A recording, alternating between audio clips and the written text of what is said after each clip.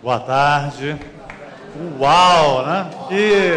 Que show aqui de cidadania, de espiritualidade. Não podia ter um introito melhor para o tema transição planetária do que esse que nós acabamos de ver, né? Quando nós recebemos o convite aqui para o 17º Congresso Pietro Baldi, obrigado, que hoje nós temos um motivo adicional para comemorar, né? Que é o aniversário de Pietro Baldi, não é verdade? 18 de agosto, 126 anos de Pietro Baldi, celebrados hoje. Uma salva de palmas para o nosso aniversariante.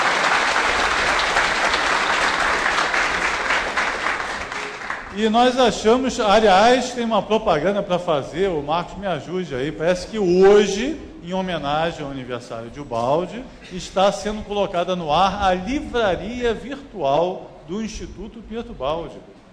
Então nós todos agora pela internet poderemos comprar as obras de Baldi com toda facilidade que a internet propicia, o que antes era difícil pelo método, né, tal, agora vai ser muito fácil para todo mundo criar o seu grupo de estudo das obras de Pietro Baldi. Então, mais uma salva de palmas para o Instituto pela iniciativa.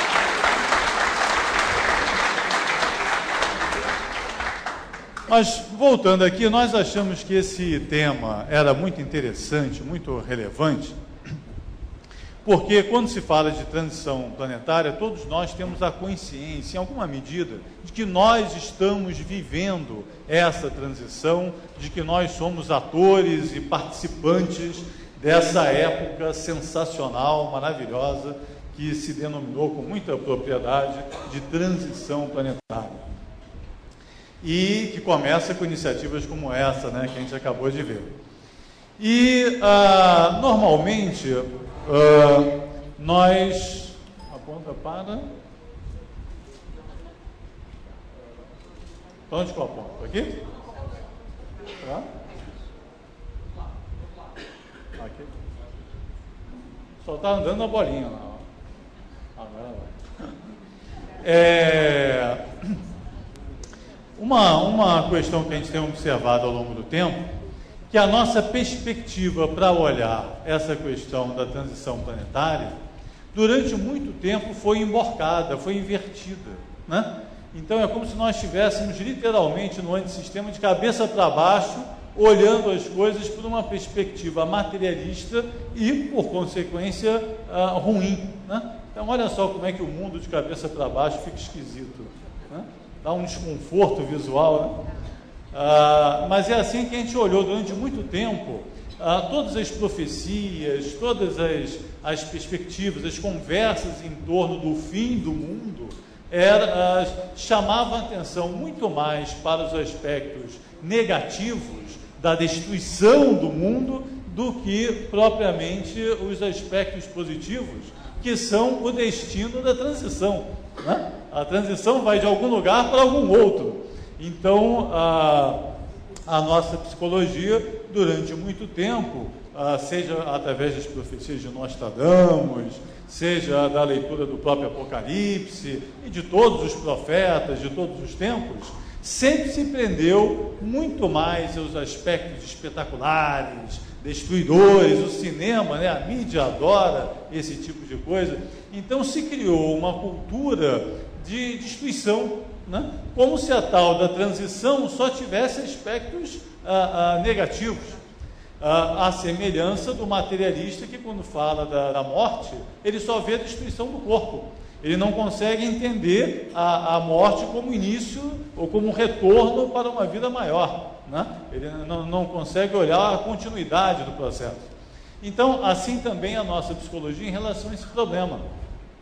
Muito recentemente, o Baldi foi pioneiro, né, nesse esforço, quando publicou a Nova Civilização do Terceiro Milênio, ainda logo em seguida ali ao pós-guerra, né, de apresentar a perspectiva de futuro. Aqui no Brasil, o Chico, com Humberto de Campos, colocando o Brasil, o coração do mundo, pátria do Evangelho. Quer dizer, pela primeira vez se descortinou o horizonte, se abriu o horizonte para mostrar que por trás daquela analogia, daquele ícone, daquele mito do fim do mundo, na verdade havia uma imensa onda de transformação, uma gigantesca onda de renovação planetária que estava por trás da ideia do novo céu, da nova terra, do texto apocalíptico, ou da própria imagem de Ubaldi, da nova civilização do terceiro milênio, ou ainda aqui no Brasil com a visão do coração do mundo, pátria do Evangelho. Então, para nós, o acerto dessa perspectiva, o entendimento que nós somos atores, participantes, né, cidadãos do início de uma gigantesca transformação planetária, a consciência desse engajamento, a clareza de propósito e de papel pode fazer uma diferença fundamental nas nossas vidas. Porque nós corremos o risco, nessa circunstância, de sermos omissos, indiferentes, alienados, dentro de uma oportunidade de vida fantástica que a vida está nos apresentando. Então, conversar sobre esse tema a partir da obra de Ubaldi pode ser a fagulha, pode ser o instante que se nos apresenta de despertar e de perceber: eu tenho uma oportunidade maravilhosa, eu estou numa época fantástica e eu serei um ator consciente, atuante, engajado dentro dessa história que está começando. Durante muito tempo, o homem olhou as bolas de cristal sob o aspecto da mágica, né? Sob o aspecto da curiosidade pueril de quem quer conhecer o futuro, muito mais para atender os seus interesses materiais, aos seus interesses financeiros, sentimentais, né? Numa visão rasteira, infantil, do conhecimento do futuro, do conhecimento das leis da natureza e da própria evolução. Ubaldi muda completamente essa perspectiva, estudando o próprio futuro e a vinda dele, o surgimento dele, a partir do conhecimento da lei de Deus. Como a lei de Deus é o eixo central da obra ubaldiana, e como diz lá o livro dos Espíritos, ela está na nossa consciência, né? E ele nos ensina o tempo inteiro que o despertar, precisava só de água, né? Obrigado.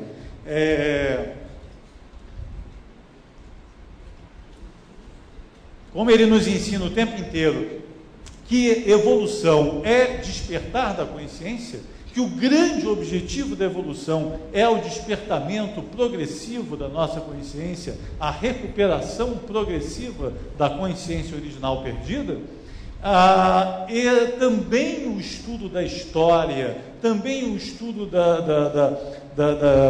do funcionamento da história é todo feito a partir do conhecimento da lei de Deus. Então não é apenas uma projeção de futuro a partir de um insight profético ou algo do gênero, mas uma perspectiva, uma visão de futuro a partir do conhecimento das leis divinas, a partir do entendimento do funcionamento orgânico da vida. E aí sim, poder visualizar o futuro com clareza pelo conhecimento adquirido. Então, é uma perspectiva completamente nova sobre o entendimento da história, sobre a visão de futuro, e ele clarifica o nosso entendimento e prepara os nossos corações para poder olhar esse tempo com a importância que ele merece, o nosso tempo. Então, vamos passar aqui, olha, rapidamente. O convite do Tiago foi que nós nos concentrássemos nas ascensões humanas, né? Só que o tema é tão relevante, tão cativante, que nós decidimos dar uma esticadinha na corda, né? E incluir aqui no nosso estudo 3 obras diretamente relacionadas ao tema, que são a Nova Civilização do Terceiro Milênio, conforme o próprio nome já indica, o Ascensões Humanas como o fecho aqui do nosso raciocínio, e o Profecias, que também tem tudo a ver com o tema, e juntando essas 3 obras, talvez a gente possa aproveitar essa conversa para entender rapidamente essa visão, essa orientação que o Baldi traz sobre a questão do futuro e da história. Bom, entrando então diretamente aí no tema, a primeira, olha aí, ó, da Nova Civilização, este livro é o roteiro desse novo mundo, o hino dedicado ao novo tipo biológico que nele reinante e inicia o culto de novo ideal de vida. Olha isso lá em 1945, né? Mas vamos lá. O primeiro ponto que o Baldi nos traz para a boa compreensão do fenômeno histórico é que, independente da ilusão humana de atuar, de decidir os destinos da história, na verdade existe uma lei maior, que é a lei de Deus, que orienta todos os fenômenos do universo, inclusive os da própria história. No momento em que nós nos sentimos como atores e decisores desse processo, nós, na verdade, estamos sendo agentes de uma vontade maior, dentro daquele aspecto, daquele papel com o qual nós mais nos identificamos. Vocês podem dizer, mas e o livre-arbítrio? Você tem o livre-arbítrio e permanece com ele. O papel que você desempenhará dentro da história é aquele mais condizente com a sua qualidade, com a sua natureza e com o seu livre-arbítrio. Mas a história sabe delegar para cada um o papel que lhe cabe. O melhor exemplo que o próprio Baldi se serve é o de Napoleão, que foi muito útil em determinado momento para o avanço do processo histórico, mas que depois que fugiu, digamos assim, das suas atribuições ou do papel que lhe cabia, foi sumariamente descartado, porque não mais interessava os propósitos maiores que a história tinha naquele momento.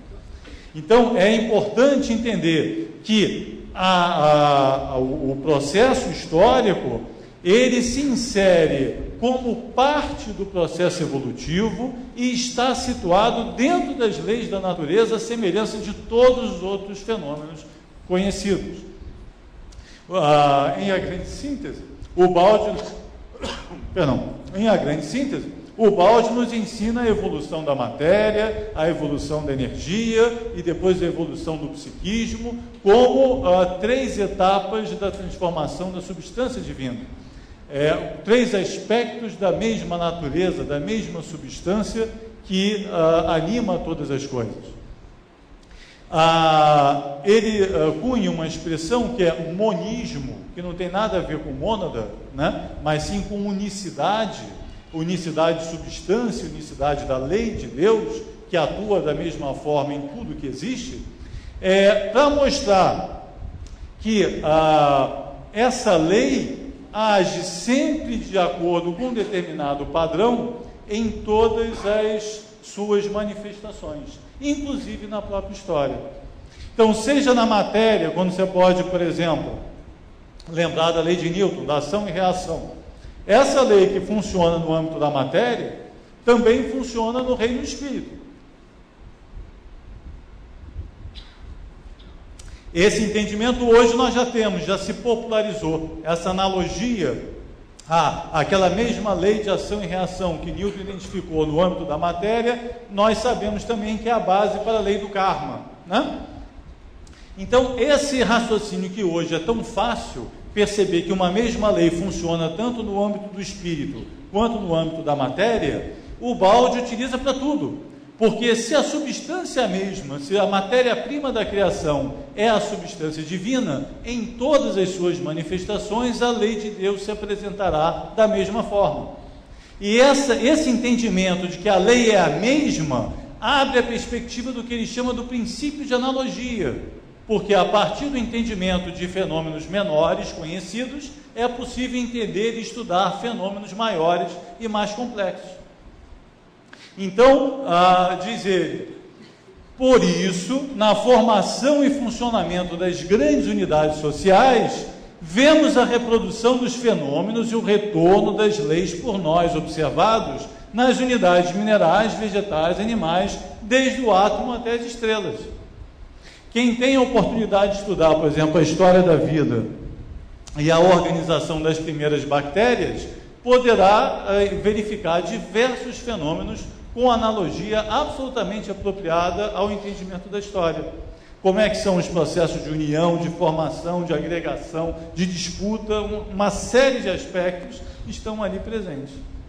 Então, a partir do conceito do monismo, dessa visão unitária do todo, uma única substância e uma única lei, e o entendimento de que essa lei se manifeste de forma igual e constante em todas as suas expressões, seja no reino mineral, seja no reino vegetal, animal, hominal e todas as etapas que vêm a seguir, possibilita um entendimento dos aspectos históricos, do fenômeno histórico, como parte da evolução biológica. A partir desse entendimento, o entendimento da história sai do casuísmo, né? Sai da voluntariedade e ele passa a ser entendido como parte integrante de uma lei maior, que tem ordem, que tem princípio, que tem ritmo, como todos os outros fenômenos existentes. Então, é uma perspectiva absolutamente original da história, revolucionária em todos os seus sentidos, e ela nos traz uma perspectiva de ordem, uma visão de processo, um telefinalismo para a evolução, um telefinalismo para a própria história. A história é parte da vida, e a vida tem uma lei que organiza todo o processo evolutivo, seja das formas mais primitivas até as mais complexas da sociedade humana. Então, esse primeiro princípio, voltando aqui, de que existe uma lei maior determinando o processo histórico, e que essa lei é a mesma que se aplica a todos os aspectos da natureza, são dois pontos fundamentais para a perspectiva de Ubaldi sobre o fenômeno histórico. Muito bem, avançando, aí nós podemos então cair na pergunta principal, O que será do nosso amanhã?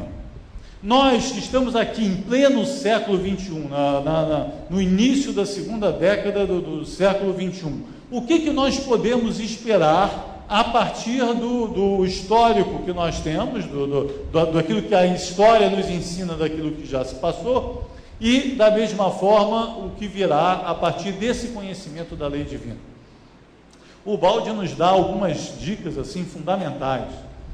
Caímos no erro de acreditar que a evolução seja unilateral e retilínea, e não deva o futuro passar da multiplicação de continuação ampliada do presente, como se tudo fosse mais do mesmo, como se nós só pudéssemos esperar do futuro que nos aguarda a extrapolação daquilo que temos hoje. Então, se hoje temos uma superciência, vamos imaginar um homem robótico. Se temos hoje uma vida de contrastes, de opulência, de riqueza e pobreza, vamos imaginar um contraste ainda maior no futuro e assim sucessivamente. Mas ele mostra que é exatamente o contrário. Olha aqui. Por força da lei de equilíbrio, o caminho percorrido por determinado século não pode ser exatamente o prosseguimento puro e simples do seguido pelo século precedente. A vida tem uma lei de equilíbrio, tem uma lei de compensações, e os excessos cometidos num determinado período têm que ser compensados no seguinte, seja no plano individual, seja no plano coletivo. O tal do karma coletivo, que a gente às vezes ouve falar e que começa a chamar a atenção aqui. Olha só a continuação desse raciocínio.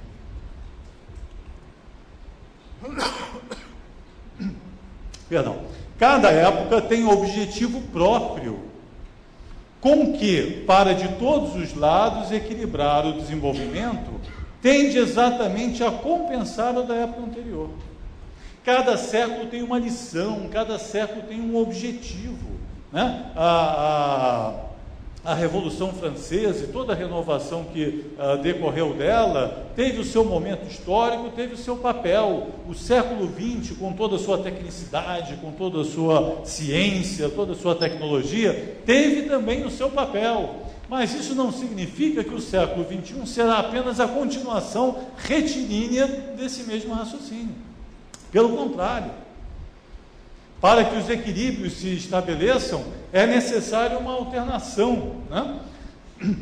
Onde os excessos cometidos ou os crescimentos obtidos por um determinado lado sejam compensados e suavizados pelo equilíbrio, pela compensação em outra direção. Ora, entendido esse princípio, né?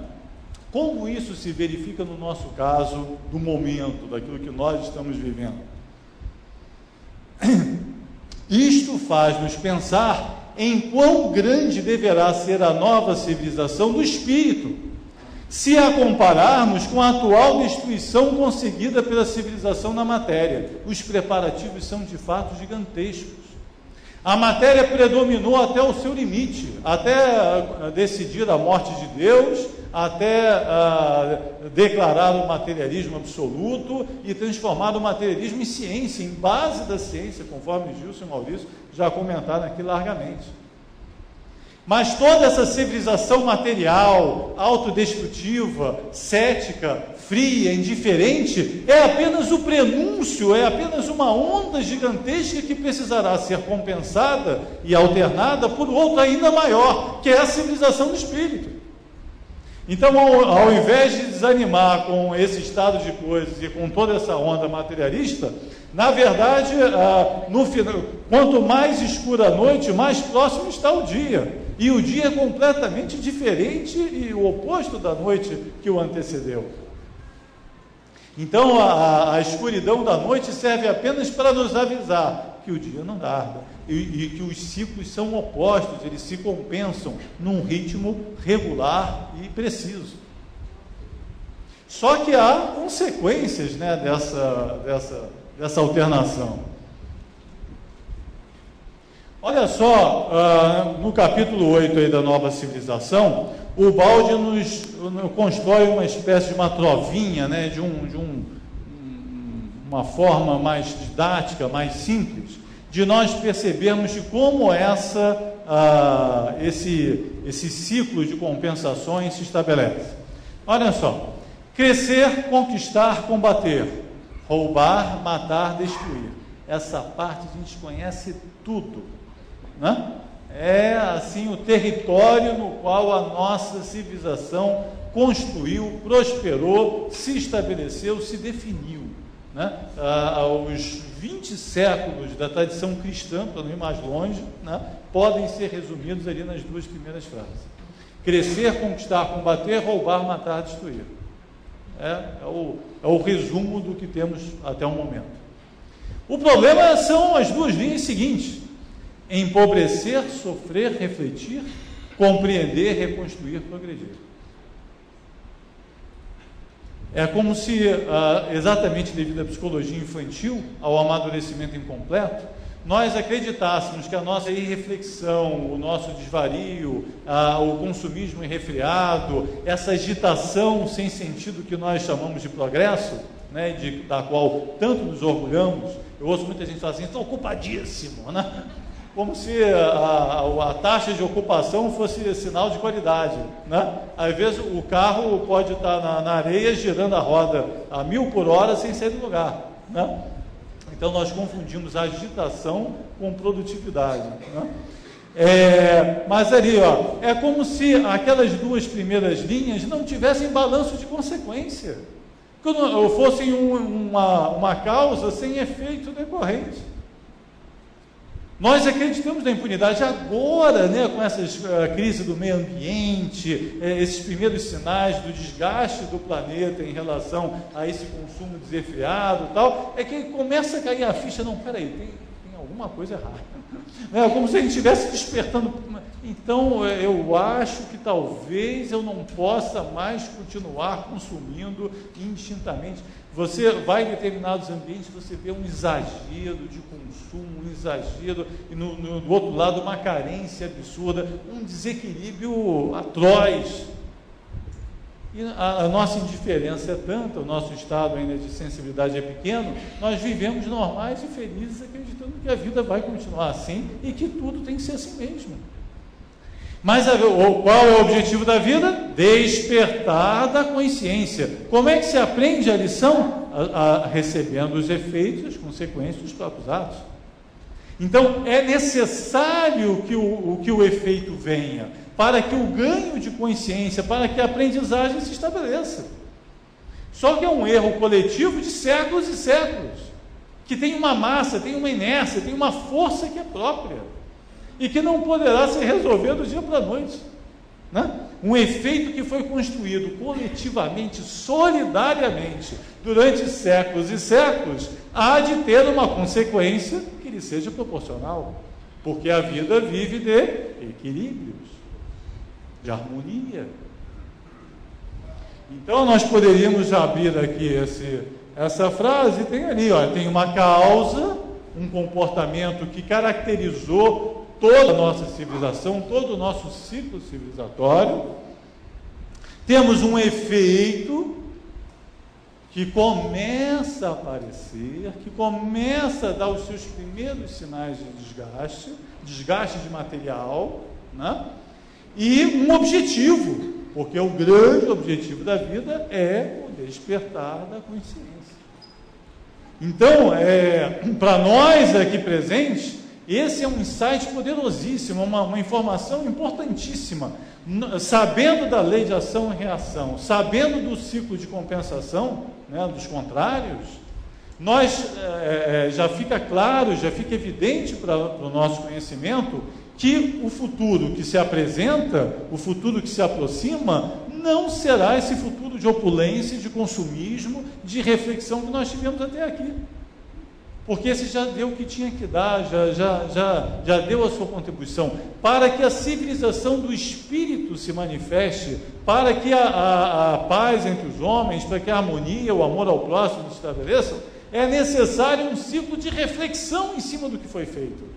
E aí novas condições têm que se apresentar para criar esse ciclo de reflexão e de aprendizagem.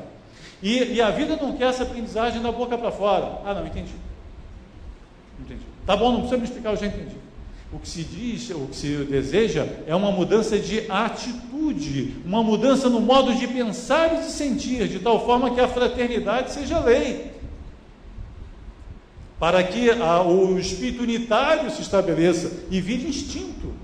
E para que a fraternidade vire instinto, nós temos que caminhar muito, né?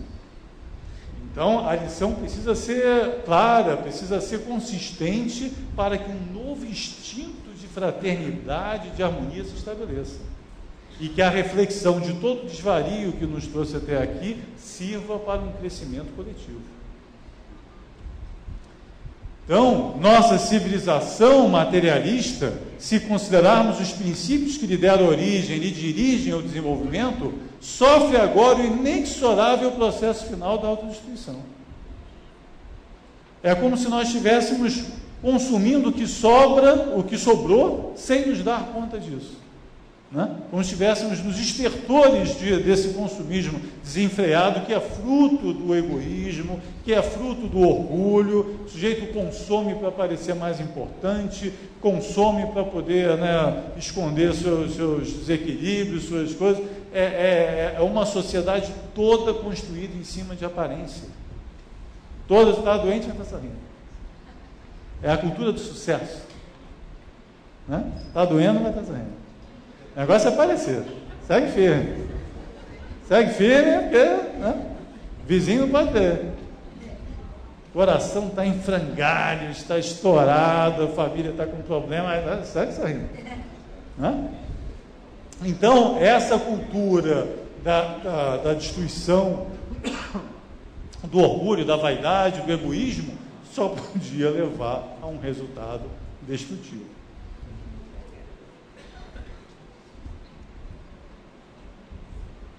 Mas tem mais. Tivemos hipertrofia, olha só, hipertrofia dos meios materiais. E no bem-estar, atrofia do espírito. Hoje a nossa civilização é toda hipertrófica no material e toda atrofiada no espírito. Eis-nos, pois, nas posições inversas, quer dizer, com pobreza de meios materiais e a dor que nutre e enriquece. Quer dizer, o futuro, para ser oposição ao presente, para trazer uma lição nova, precisará criar condições completamente novas e diferentes de contrição do material para a expansão do espiritual. Assim, através da privação de tudo quanto anteriormente abundou, com poucos frutos no sentido evolutivo, chegamos ao desenvolvimento de tudo quanto anteriormente faltou, e isso com frutos para o progresso espiritual. É uma inversão completa. Aí você diz, mas como é que pode isso? Nós estamos no auge aí da riqueza. Há poucos anos atrás estava se falando em sobra de poupança pelo mundo afora, investimentos gigantescos, agora já começa a tremer um pouquinho, né? Já se fala na crise e tal, mas há pouco tempo atrás estava sobrando capital ao redor do mundo, empréstimo a juros baixíssimos, né? Circulando o planeta, etc. e tal. Olha a perspectiva que está se apresentando. Deus tira os bens das mãos de quem os conquistou e não sabe usá-los. Tanto assim que de seu emprego só lhe resultam danos e nenhuma vantagem, e concede-os novamente apenas quando houver aprendido a utilizá-los. Aí a gente fica perguntando, mas como é que vai ser isso? Peraí, vai sumir o dinheiro? Não, como é que tipo de contrição será essa? Que tipo de restrição será essa? Tão forte, tão clara, tão relevante, que nos leve a essa reflexão, a essa transformação que está se anunciando. Aqui, ó. Eu fui pegar lá no Rustem, né, publicado em 1866. Olha essa página, recebida lá pelo Émile Collignon, em 1866, 20 anos antes da encarnação de Ubaldo, né?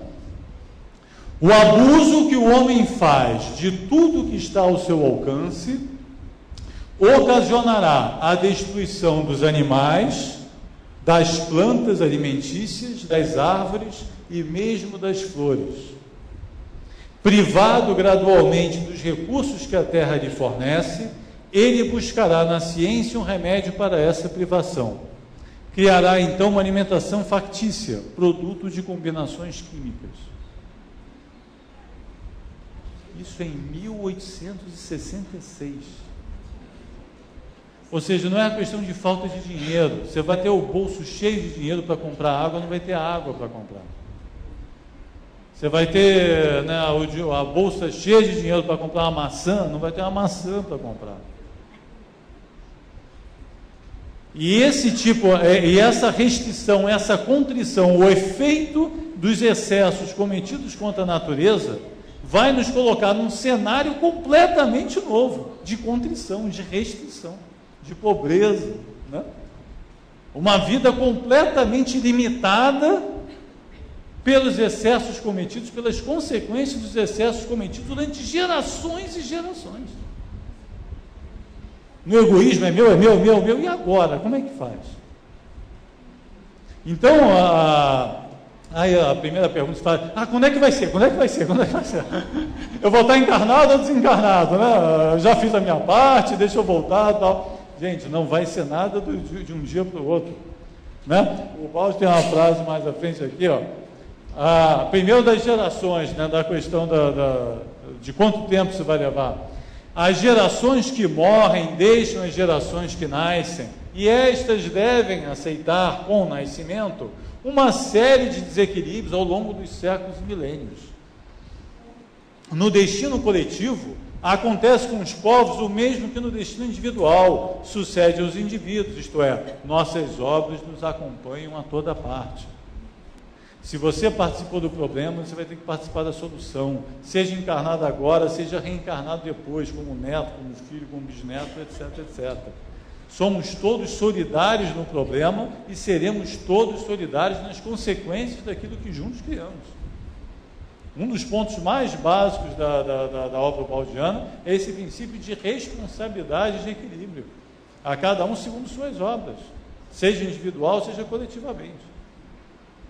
Nós criamos ao longo dos séculos em diferentes papéis, em diferentes nações, em diferentes idiomas, em diferentes contextos, esse produto civilizatório que está aí agora. Nós ainda nos sentimos confortáveis dentro dele. Eu sempre digo assim, se fosse num mundo superior, num mundo de gente boa, jamais uma criança ia dormir na rua. Para e pensa, a gente deve estar numa situação crítica para dormir. Se seu filho estivesse dormindo na calçada, você ia conseguir dormir? Não ia, né? Diz assim, seu filho está dormindo lá na sarjeta, você vai ficar em casa dormindo, com a cabeça no travesseiro de pena de ganso? Não vai, né? Você vai sair correndo para tirar seu filho lá da sarjeta, não vai? Agora, quantas crianças dormem na rua e você dorme tranquilo? Porque não são filhos seus. Percebe o estado da nossa apatia, o estado da nossa indiferença? Não é meu, aí eu durmo.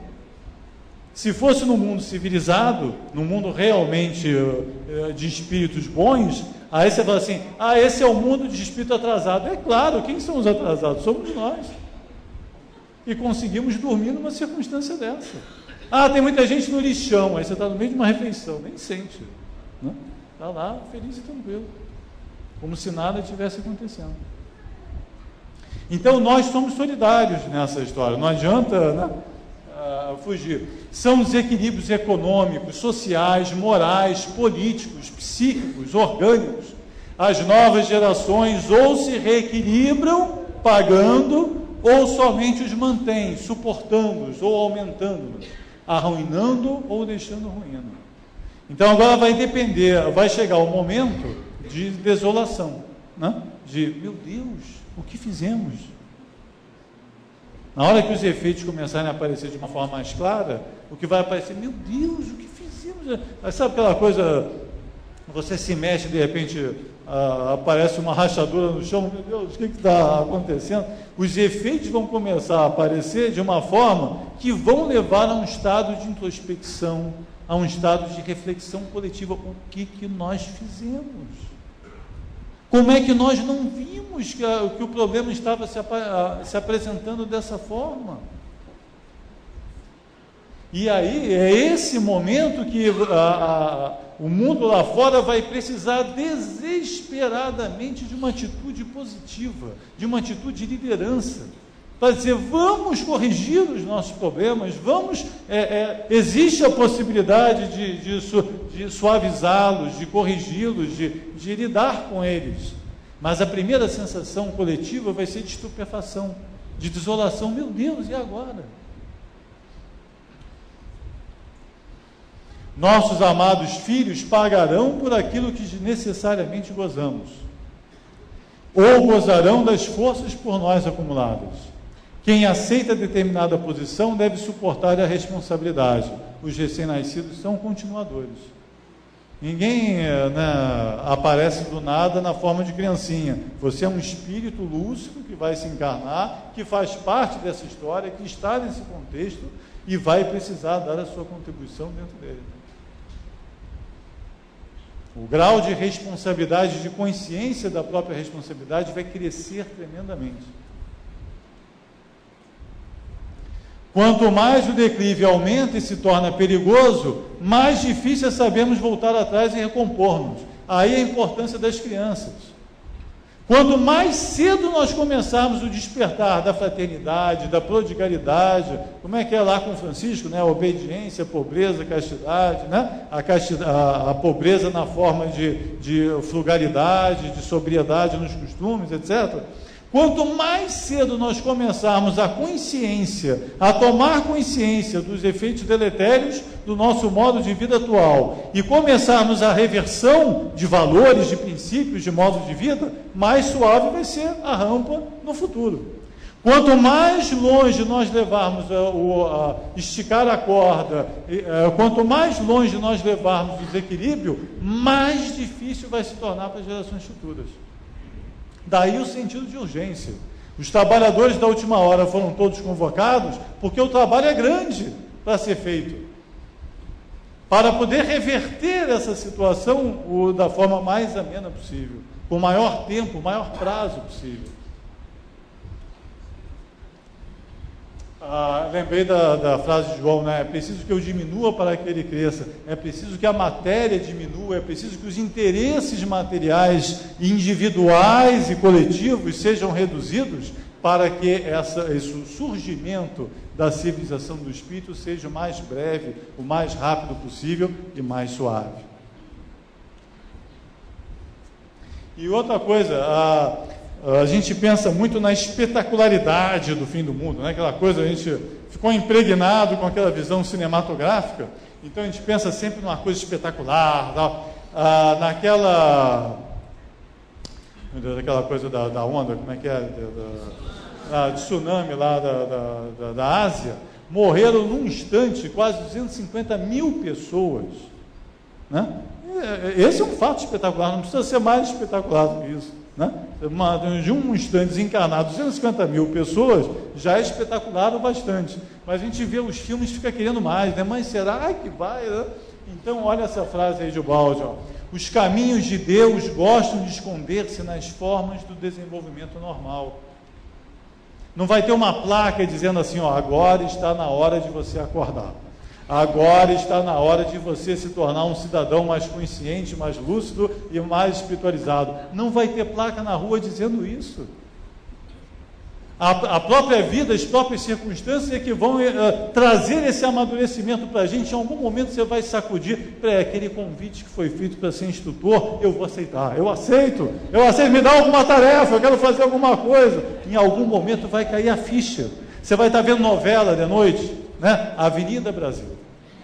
Né? Você vai, não, eu sei que ninguém aqui vê, que todo mundo se ocupa de noite fazendo coisa boa, coisa útil, né? Eu sei, isso aí é exemplo para quem está lá fora, né? Mas em algum momento, alguém, que não somos nós, estudiosos de Ubaldi, né? Vai estar vendo a Avenida Brasil, e a Nina com a Carminha, a Carminha com a Nina, né? Carminha com a Nina, né? Aí você vai pensar assim, você vai, meu Deus, aquele convite que foi feito da Faculdade de Pedagogia, era hoje a aula? Aí você vai olhar para o relógio, será que ainda dá tempo de chegar lá? Né? Vai ter uma hora da vida que vai começar a cair a ficha assim, não, mas eu posso fazer um pouco mais. Eu, em vez de ver os 5 dias como novela lenta, eu posso ver 4, né? E um dia eu vou lá na Faculdade de Pedagogia, né? Já é um princípio, né? Então, não vai ter placa no meio da rua, gente, dizendo assim, não, agora vai, estão todos convocados, não vai ter anúncio no céu, né? Esse vai ser um processo, as contrições, as restrições vão sendo progressivas, a tal momento que vai cair a ficha individualmente e coletivamente. O melhor é que você perceba logo, o melhor é que você, né, desperte logo, mas esse processo será natural. Olha aí, ó, no Profecias, logo no início aí, ó, no capítulo Gênesis da segunda obra, somos todos chamados a colaborar numa obra imensa. Somos todos chamados a colaborar numa obra imensa. O que está de volta é o cristianismo do Cristo. Quem quiser me seguir, que pegue sua cruz e siga-me, não é isso? Então, é trabalho. Meu pai trabalha e eu trabalho também. Não se vai reverter esse quadro a preço de comodismo e de fazer mais do mesmo. O que nós estamos fazendo, o que está aí fora, é espelho do que nós estamos fazendo, rigorosamente, nem mais nem menos. Para mudar, tem que fazer alguma coisa diferente.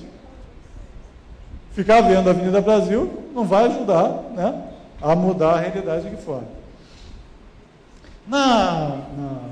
No Profecias, o Ubaldi mostra exatamente aí, discute, né, o porvir do mundo a partir da situação do contexto de pós-guerra. Então fala ali dos anos 50, da Guerra Fria, faz diversas profecias da unificação europeia, né, que depois se confirmaram, né? Tem diversas citações, e mostra o método das revoluções. Que método é esse? Onde um determinado país, uma determinada nação, encampa uma ideia e a percebe, a entende como absoluta e serve para irradiá-la enquanto está afim, enquanto está em sintonia com ela. No momento em que não atende mais o propósito da história, aquela ideia se desliga, se desconecta daquele grupo, daquela nação e se irradia internacionalmente, universalmente. Então, dá diversos exemplos. Né? Primeiro, mostrando esse aspecto destrucionista da nossa cultura, né? Onde diversos valores, isso principalmente no século XX foi um exemplo perfeito disso, né? Onde valores seculares estabelecidos foram sendo desmontados progressivamente, sem que nenhum valor novo fosse colocado no lugar, criando uma situação de caos, de aética, né? De inexistência de ética, caótica.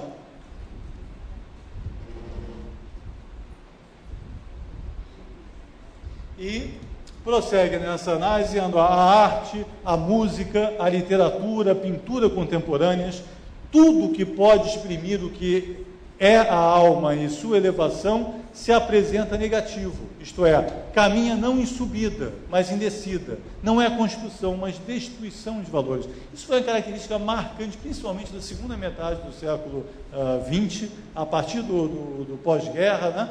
Ficou muito evidente, era uma destruição sucessiva de valores, em todas as expressões culturais, artísticas, isso fica muito nítido. Espiritualmente, traduz o Baldi, o mundo considerado civilizado está em fase de dissolução. Ele percebia claramente a sucessão desse caminho, a continuidade desse caminho. Como lutar agora contra essa onda histórica? Não lembra ela que dominava o Império Romano nos tempos do Cristo, quando ninguém mais acreditava nos deuses? Ou a da vazia e madura civilização da aristocracia francesa, à véspera da Revolução? O materialismo religioso, tal como o capitalismo egoísta de hoje, não é essencialmente o mesmo de então e não cometeu e comete os mesmos erros? Nós não percebemos o problema. Como nós temos a nossa psicologia absolutamente em sintonia com o nosso próprio tempo, nós somos parte do problema e não da solução. Tem aquela história do sapo, né, que se você coloca um sapo numa frigideira fria e liga o fogo brando, ele morre, porque a temperatura do corpo dele vai mudando suavemente e ele não se dá conta do choque térmico e acaba morrendo. Se você coloca ele em cima da chapa quente, ele pula, porque o contraste chama a atenção dele para o perigo. Então, é mais ou menos a nossa situação. Nós não temos consciência da inadequação do nosso modo de vida estabelecido, porque ele está em sintonia conosco, porque nós somos parte dele. Quando começa esses primeiros lampejos, que alguma coisa está errada, alguma coisa precisa mudar, é já fruto da reflexão, já fruto do início da transformação. Mas é por isso que é tão difícil falar lá fora sobre isso. Porque você vai estar nadando contra a corrente, você vai estar falando contra a natureza, mas peraí, está tão bom. Acabei de comprar uma TV flat, agora eu estou feliz, porque tem aquela TV grande, então a minha felicidade está resolvida, né? Então, qualquer fala de sintonia, digamos assim, com esse modo de pensar, tem muito pouco eco, né? Porque está contra um modo de pensar do nosso tempo. Esta é a corrente do mundo de hoje, ainda existe isso. Nós estamos ainda na reta final desse processo. E a técnica da vida, ela deixa o livre-arbítrio, aí sim o livre-arbítrio, né? Ela deixa você esticar a corda até onde você quiser. Não, mas eu quero ir consumindo tudo. Tem que botar 3 planetas Terra para dar conta do consumo. Não, pode seguir. Quando faltar, aí você pensa, não tem problema, vai seguindo, né? Então, é essa a onda histórica presente. Mas esta é apenas a da fase atual, destruição que ela necessita para desimpedir o terreno para as construções novas. Estas virão amanhã. Então, nós que já entendemos a complementariedade dos ciclos, né, e dos ciclos opostos, já sabemos também que depois dessa etapa destrucionista, haverá uma etapa construtora. Uma etapa em que será necessário reconstruir o que foi perdido, e refazer, né? E é essa fase que nós estamos começando agora, que precisa da virada, que precisa de gente, precisa de pessoal, para dizer, não é isso que vai ficar. Ao contrário, Perdão, o ciclo histórico nos favorece. Alguém que está com a chama na mão já está vendo o sol no horizonte, percebendo que ele é muito maior do que a chama, que vem reforços, que vem o dia, e que a luz pequena que a gente carrega hoje vai ter uma ajuda imensa, porque o ciclo histórico, ao contrário do que acontece hoje, que favorece os destruidores, vai favorecer os construtores.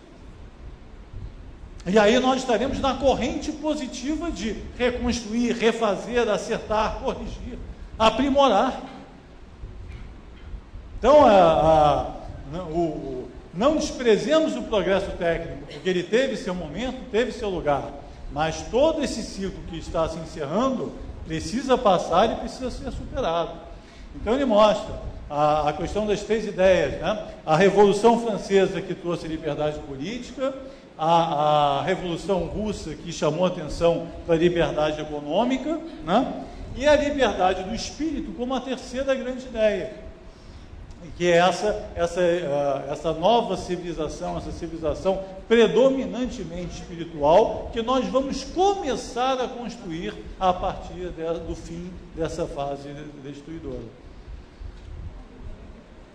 Então, o Brasil é apresentado como um potencial, né, expoente dessa nova civilização do espírito. Assim como a França foi da liberdade política e assim como a Rússia chamou a atenção para a justiça econômica, o Brasil tem o potencial, tudo está a seu favor para que, secundando os impulsos da história que ela oferece, mas jamais coage, possa ele desempenhar essa sua função e missão de coração do mundo, pátria do Evangelho. Mas não está decretado em lugar nenhum que vai ser assim se nós não nos colocarmos como agentes disso. A missão, como qualquer missão que se apresente, coletiva ou individualmente, ela tem que ter uma adesão. Então não adianta, nós seremos o coração do mundo, pátria do Evangelho. Dormindo em berço esplêndido não vai dar. Então, é importante, a questão é apenas de que o Brasil aceite e queira, de ser realmente esse elemento propulsor da fraternidade universal, da colaboração, desse novo modo de vida que se fará necessário a partir dos efeitos desse modelo que nós temos hoje. Então, enfim, as profecias. Então, eu acho que até agora já serviu para mostrar a diferença da qualidade da conversa quando você traz a obra de Ubaldi para analisar essa questão da transição planetária, do que simplesmente ficar colecionando profecias. Ele até passa, no Profecias, ele passa por diversas, citando, destacando em alguns momentos, tal, mas não é isso o que nos interessa, não é isso que vai fazer diferença para a gente. O conhecimento do contexto, o conhecimento do papel, o conhecimento da mão da história, do sentido da história que é importante, porque é esse que vai determinar a nossa atitude e a nossa adesão. O fato específico, se vai ter um cataclisma à direita, se vai ter um cataclisma à esquerda, não nos faz diferença nenhuma. Porque se você tiver que desencarnar com a pedra cair na cabeça, você vai desencarnar com a pedra cair na cabeça. Se você tiver que desencarnar no cataclismo, você vai desencarnar na tsunami, no que quer que seja, não vai fazer diferença nenhuma, você vai desencarnar do mesmo jeito. Hã? E vai reencarnar, e vai continuar com o problema, não é isso? Exatamente. Né? Vai ter que continuar trabalhando do mesmo jeito. O modo de desencarnar ou a roupa que veste não muda o seu papel nem a sua função. Né? Então, ele passa aqui por diversas profecias, começa pelo Apocalipse, mostrando, né, que o Apocalipse é o livro que melhor traduz o nosso tempo. Né? Então, no nosso tempo, para não ter dúvida, ele diz, claro, pegar a citação bem curtinha, bem sucinta, mas o Apocalipse é nosso, deste nosso tempo. Então, diz respeito à época que nós estamos vivendo, para não ter ilusão. Né? E ele volta àquela questão do aspecto natural das transformações. Né? Então, a tempestade procurada pelos maus toma o aspecto de um cataclisma natural. Pode ser, por exemplo, a mudança da natureza. Né? Pode ser, por exemplo, a mudança da natureza. E todos se esconderam nas cavernas e rochas das montanhas. Esta é a última tentativa para salvar-se das incursões aéreas, que desta vez serão atômicas. Pode ter um terrorismo nuclear? Pode. Infelizmente, como é a frase de Ubaldi, a única garantia de paz é a eliminação de todas as armas. Enquanto existir a arma, ela pode ser utilizada. Não adianta essa coisa, não, eu posso ter arma e você não pode. Né? Que é mais uma vez uma relação de poder, blá, blá, blá, né? Da ordem internacional. Ou nós aprendemos a eliminar todas as armas, ou nós estaremos sempre sujeitos a ser vítima delas, por afinidade natural. Então, tem essa possibilidade? Pode. É claro que seria um cataclismo gigantesco, etc, etc. Mas, outra vez, não é o mundo quebrando e rachando ao meio. Né? Pode ser um problema localizado, terrível, mas localizado, como foi a primeira explosão da primeira bomba. Nostradamus, ele cita diversas, né, passagens, o materialismo como o grande anticristo, né? A perseguição, a fuga do Papa, e aí combina com Malaquias, a gente vai citar aqui Malaquias, toda a crise que a igreja vai passar, né? Já está passando, mas enfim, pode ainda avançar, e aí todo um modo de religiosidade que talvez não se modifique, né? Esse profissionalismo religioso, essa hierarquia religiosa, todo esse modelo de religiosidade talvez esteja com os dias contados, em troca de uma espiritualidade interior, não sectária, não profissional, enfim, né? Um outro modo de expressão religiosa íntima e não de adesão, né, societária. A Europa à beira da guerra e da desordem, e o fim da Inglaterra, que ele cita, eu só trouxe porque aparece lá no texto. O Malaquias, que ficou conhecido pela sua previsão dos 111 pontífices, sendo mais 6 a partir do Pio XII. Aí, como eu sei que todo mundo ia ficar curioso, eu fiz a tabelinha para a gente poder ver. Então, assim, quando eu citar isso, todo mundo vai querer, mas qual é o último Papa? Como é que é? Até onde que vai a profecia dele? Aí eu peguei e fiz a tabelinha só para ver, mas vou passar rápido aqui, ó. Então, olha, ó, Pio XII, depois como é que é ali?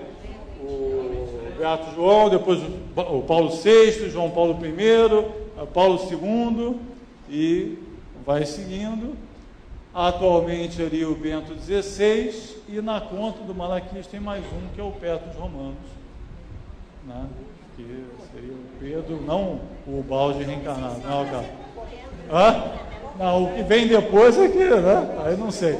Mas o que se sinaliza aí? Uma crise na igreja. Qual vai ser o desfecho? Como é que vai ser? Outra vez, não nos interessa. O fato é a igreja se transformando, todo o modelo de religiosidade, estabelecimento social da religiosidade vai mudar, porque ela tem peso específico suficiente para isso. O zodíaco, ele traz exatamente essa coisa de Saturno ali e Urano, Saturno conservador e tradicionalista, Urano inovador e revolucionário. Então, todo esse momento de contrastes que nós estamos vivendo. Cita as pirâmides, os egípcios eram bastante sábios para abarcar com um olhar 5.000 anos de história e prever a tanta distância do tempo? Parece que sim. Olha aí. E aí ele faz toda uma análise fantástica das pirâmides, da arquitetura, etc. Cita Daniel, mostrando a correlação entre o texto de Daniel e o Apocalipse, dando uma releitura completamente original do sonho lá de Daniel para o Nabucodonosor, né? Então, toda uma releitura das profecias de Daniel relacionando com o Apocalipse. E aí, por que eu citei essas coisas todas? Por causa da questão das datas. Porque em diversos momentos, diversas pessoas já me citaram, mas o Baldi fala do ano 2000, e agora está em 2012, né? O Baldi errou, né? Então, fiz questão de trazer essa questão das datas. Então, em diversas passagens, ele cita o ano 2000, 2001, cita os profetas e a referência que eles faziam a essa data, etc, etc. Só que, para quem fizer a leitura com mais atenção, pode até ser que o episódio de 11 de setembro, que foi em 2001, né, seja, digamos assim, um símbolo de que a vida tenha permitido para marcar uma transição de época, mas o que o Baldi diz é o seguinte, mudam as imagens e os pormenores dos acontecimentos e das datas, mas permanece um fundo idêntico. Os pormenores não interessam a nós. A data, assim, você vai ser em 11 de setembro, se vai ser em 15 de setembro, não faz diferença nenhuma. O que está se mostrando é o seguinte, o ano 2000 pode servir como um marco de um processo de transição. Agora, é nova civilização do terceiro... para mostrar que é um processo longo, duradouro, complexo. A natureza não dá saltos e não vai mudar suas regras para nos agradar e parecer um filme, né, de edição rápida. Então, o que nos interessa, isso para nós todos aqui presentes, é ter achado o grande fio condutor da história e ver que no conjunto todos esses mirantes, todas essas formas concordam na direção, concordam na seta indicada para aquilo que vai acontecer. Então é para não ter dúvida, ele passa por todas as profecias para mostrar, todos os profetas, todos sinalizam essa transição, todos apontam essa época que nós estamos vivendo como o epicentro desse processo de transição. Então isso é que é importante. Mas será que não dá para adiar um pouco? Não dá. Você já está, você foi encarnado no período certo, você está aqui na palestra certa, ouvindo, né, o Baldi, para poder despertar a sua consciência e perceber o que você pode fazer nesse contexto que está se apresentando. E aí chegamos nas ascensões humanas. Nas ascensões humanas, o que o Baldi nos mostra? Progresso e unificação. Nós estamos na era da unidade.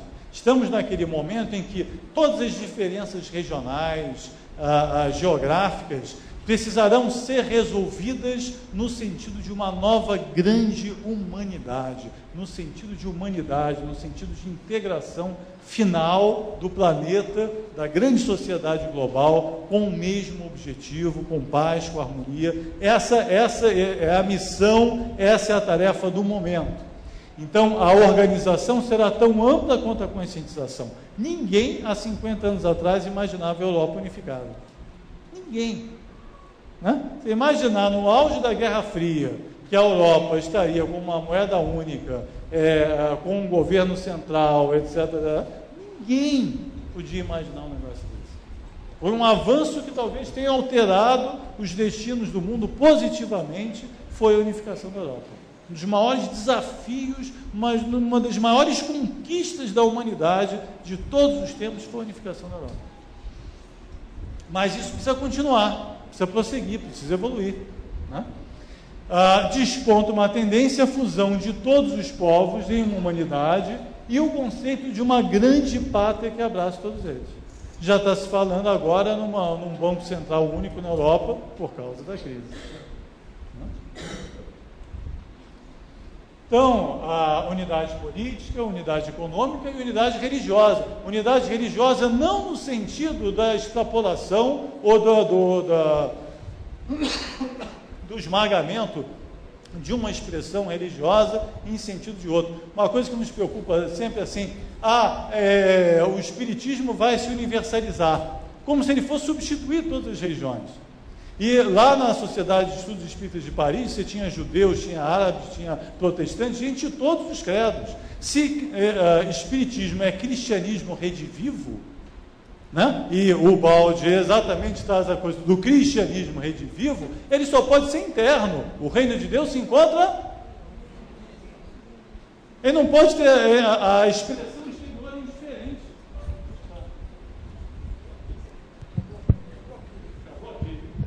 Continua, né? a expressão exterior é indiferente, você pode ter qualquer veste religiosa. O que vai modificar e vai fazer de você cristão é a sua atitude de vida. A sua atitude de vida. Você pode ter qualquer roupa, pode ter qualquer expressão religiosa, qualquer idioma, qualquer coisa. Se você tem uma atitude de amor ao próximo e amor a Deus, você é cristão. Qualquer que seja a sua religião. Olha que coisa. A cristandade como um estilo de vida, como uma atitude de vida, e não como uma religião a concorrer com as demais, porque ela é universal. Então o cristianismo passa a ser um sentimento, uma atitude, e não uma instituição religiosa. Olha que bacana.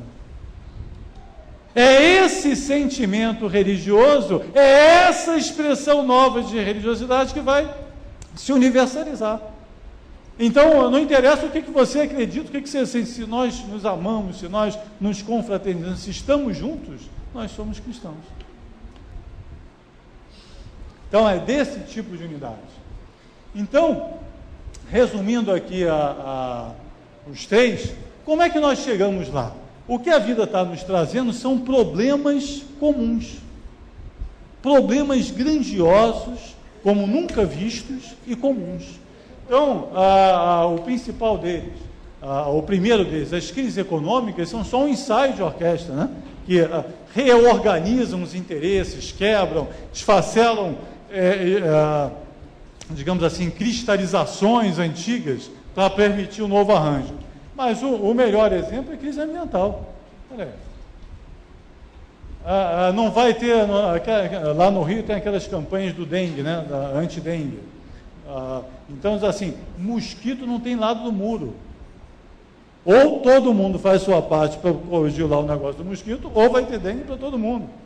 Né? Tem problemas que extrapolam o interesse regional, financeiro. Na hora que falta água, meu amigo, não tem aquela coisa, tem que dar um jeito.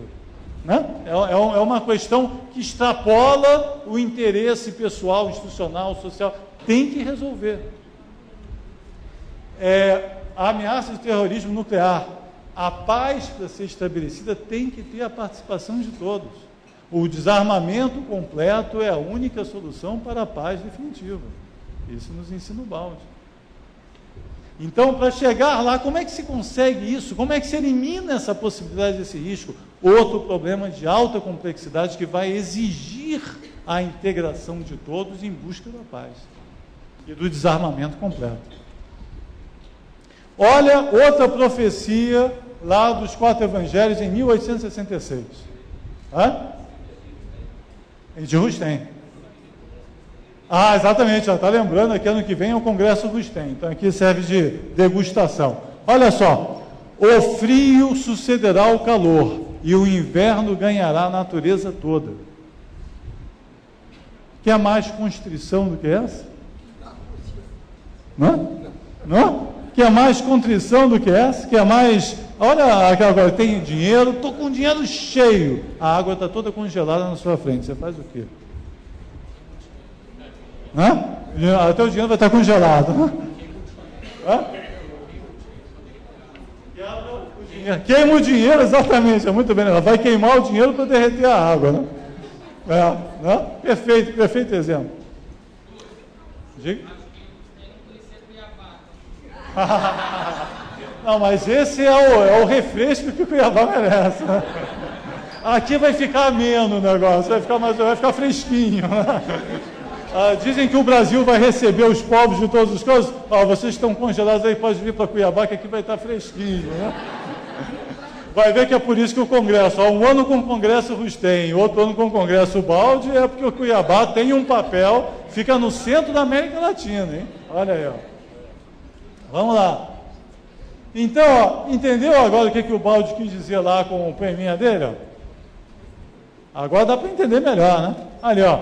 Crescer, conquistar, combater, roubar, matar, destruir, empobrecer, sofrer, refletir, compreender, reconstruir, progredir. Se quiséssemos definir o tipo da nova civilização e o comparássemos com a atual, poderíamos chamá-la de civilização retificada. Isso que a gente chama de civilização não é civilização, nós já vimos isso, né? Tem diversos indicadores que nos mostram que não é civilização. Mas é como se nós tivéssemos que voltar e rever cada ponto daquilo que nós fazemos no dia a dia para dar um sentido e um valor diferente. Então, os 4 evangelhos também lembram, esse progresso muito lentamente se dará. Não adianta imaginar que também agora vou e que essa consciência coletiva surgirá por encanto. Vai levar tempo, né, para que tudo se resolva. Então a pergunta principal é, o que fazer? Nós que estamos aqui em Cuiabá, abrigados no 17º Congresso Pietro Baldi, né, tendo a possibilidade de trabalhar a nossa lucidez, a clareza das nossas ideias sobre o tempo que nós estamos vivendo, sobre a tendência que se apresenta para o futuro, né, sabendo que a humanidade vai passar por momentos difíceis, que essa transição será necessária para a nossa reflexão, para o despertamento dos valores mais altos e mais sagrados da nossa consciência. O que nós podemos fazer? E aí, a primeira notícia é o seguinte: o peso vai ser muito grande para carregar sozinho. Nós não precisamos de heróis, não precisamos de heróis. Não adianta imaginar que, fulano ou ciclano, não adianta, não são heróis que vão resolver o problema. O esforço vai ter que ser coletivo. Por isso que o Baldi fala em colaboracionismo. Por isso que é o cristianismo redivivo. Por isso que se fala em evangelho. Lembra que o Baldi fala que o evangelho é do futuro, né? O evangelho pertence ao futuro.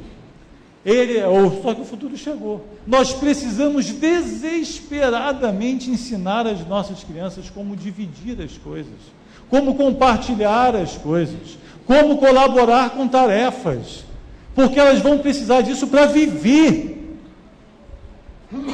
Não é uma questão de opção. Essa fraternidade de Araque que a gente tem hoje, que só vai até a página 15, para elas não vai servir, não vai ser suficiente.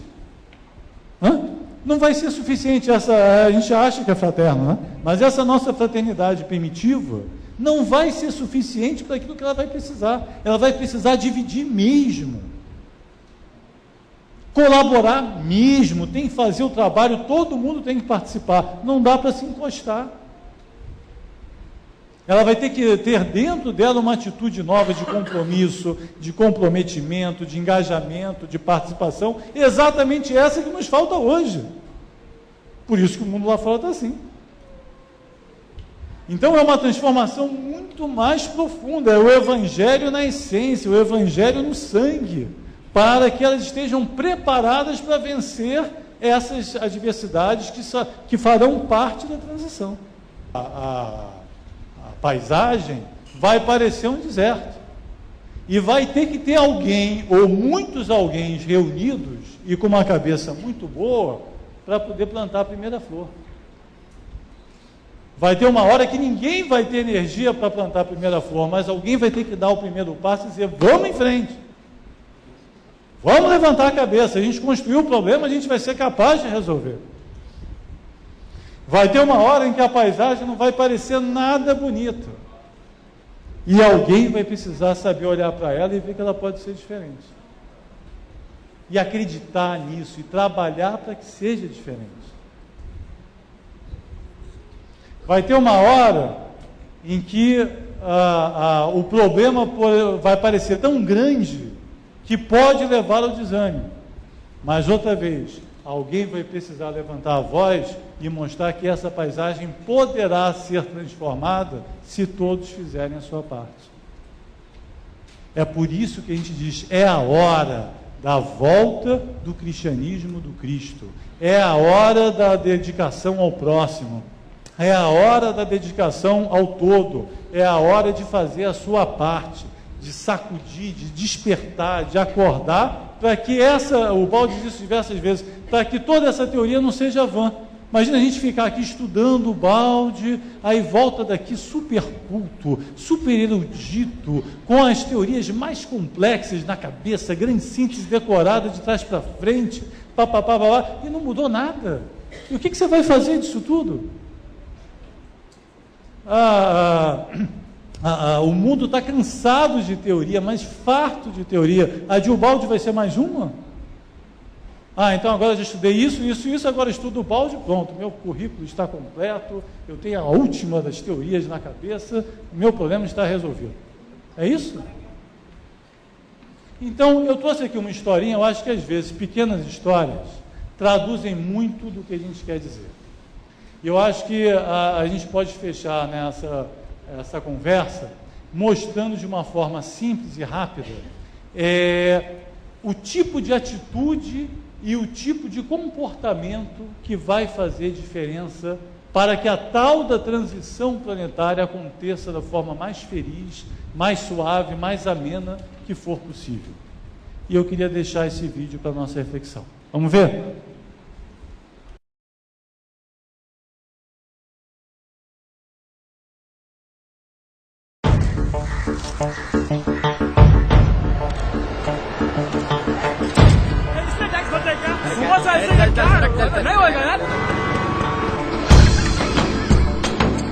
Sir आपके लिए उस पार कार का इंतजाम किया है सर आइए सर चल चल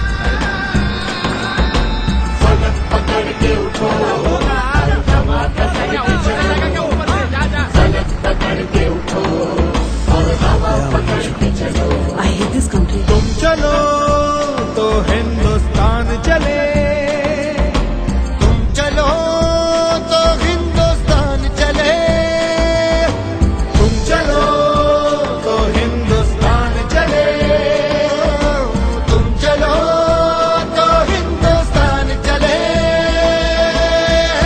लगा हाथ के सूरज सुबह निकाला करे हथेलियों में भरे धूप और उछाला करे ओ लगा हाथ के सूरज सुबह निकाला करे हथेलियों में भरे धूप और उछाला करे उफक पे पाँव रखो और चलो अकड़ के चलो उफक पे पाँव रखो और चलो पकड़ के चलो फलक पकड़ के उठो और हवा पकड़ के चलो फलक पकड़ के उठो और हवा पकड़ के चलो तुम चलो तो हिंदुस्तान चले तुम चलो तो हिंदुस्तान चले हिंदुस्तान चले चलो